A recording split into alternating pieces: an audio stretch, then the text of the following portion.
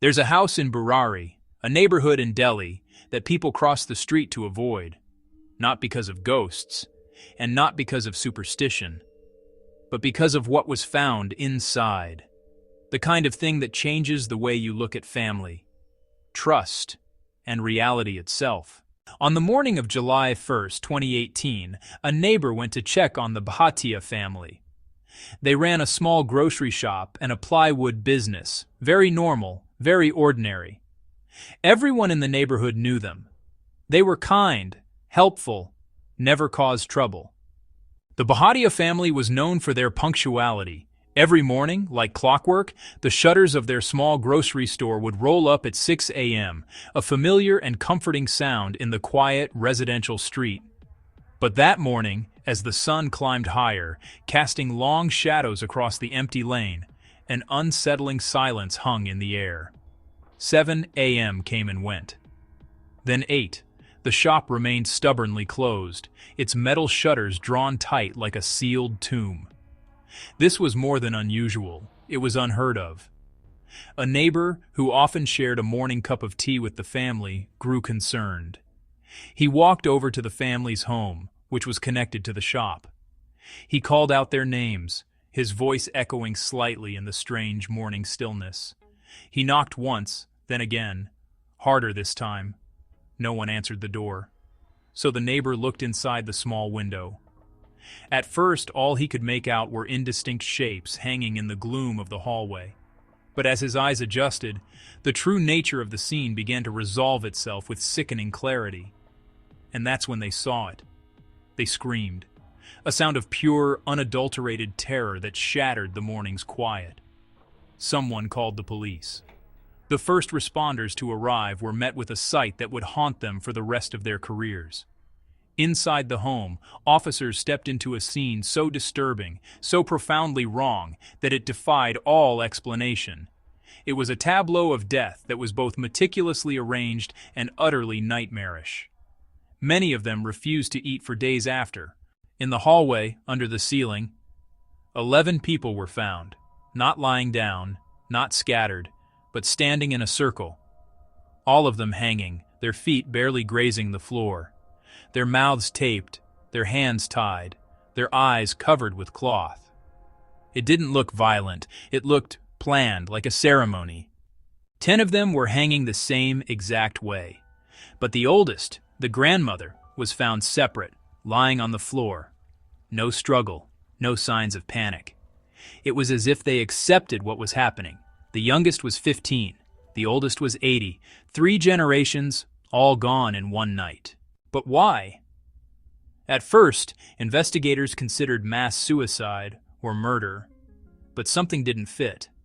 There were no signs of force, no one ran, no one tried to escape, no sedatives were found in their bodies. They chose to do this, or they believed they had no choice. During the search, police found something in a small wooden cabinet, not one diary, not 2, but 11 years of handwritten journals. When investigators finally gained access to the house, they found something that would change the course of the entire case, a stack of 11 diaries, hidden away in the family's small temple. At first glance, they seemed unremarkable, just a meticulous record of a close-knit family's existence. These journals documented every detail of their daily life, what they ate, how they behaved, how they prayed. The entries were a strange mix of household accounting and spiritual instruction, detailing everything from buying groceries to achieving salvation. But slowly, the tone changed. The instructions became more rigid, more demanding. The entries began to read less like a diary and more like a prophecy of doom. And then, the writing began mentioning someone called Baba Ji. Police initially suspected an outside guru or cult leader was manipulating the family. But Baba Ji wasn't an outsider. The family believed that the spirit of their dead father, Bhopal Singh, was still guiding them, and he was speaking through his youngest son, Lalit. This revelation was particularly strange because Lalit had lost his voice years earlier after a traumatic incident where he was attacked and nearly strangled. For years, he communicated only through gestures and writing.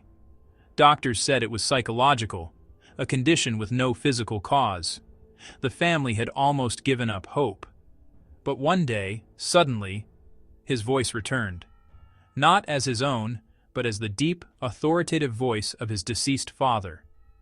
For the family, it was a miracle. For investigators, it was the key to understanding how one man's delusion could lead an entire family to their deaths. Lalit claimed he didn't speak alone. He said his father spoke through him, and the family believed it. The diaries contained detailed instructions for a ritual, step by step, how to tie the ropes, where to stand, what direction to face, how to breathe. As investigators pieced together the family's final days, the narrative that emerged from the recovered diaries was not one of despair, but of chilling, unwavering conviction. They believed they were on the verge of salvation, following a divine script. The writings, a mix of shared delusion and meticulous instruction, painted a surreal picture of their final hours. One entry, penned by the youngest son, captured their state of mind. "This is only a temporary state. Do not fear. You will not die. The divine will save us at the last moment." The ritual was supposed to lead to soul purification, a complex, multi-day process designed to cleanse them of their earthly attachments. It was their path to reunion with a higher existence, a rebirth. They didn't believe they were dying. They believed they were ascending. The instructions were explicit, promising that the physical suffering was merely a test of their devotion, a final trial before transcendence. One instruction, repeated across several pages, read, "Keep your faith strong. When the ritual is complete, I will appear to save you." This promise was their anchor. It transformed an act of self-destruction into an act of profound faith.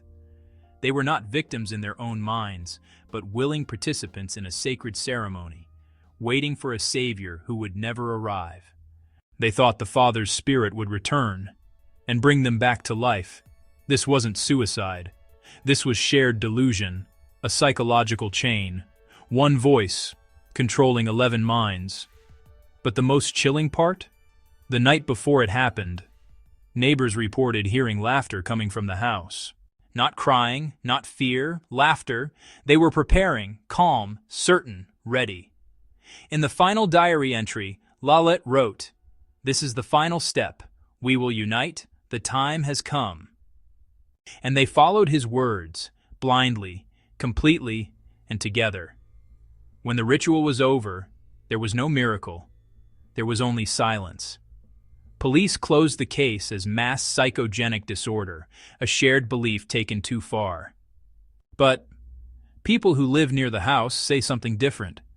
They say at night, you can still hear murmurs coming from the walls, not screams, not whispers, chanting, as if the ritual never actually ended. And maybe, in their minds, it didn't.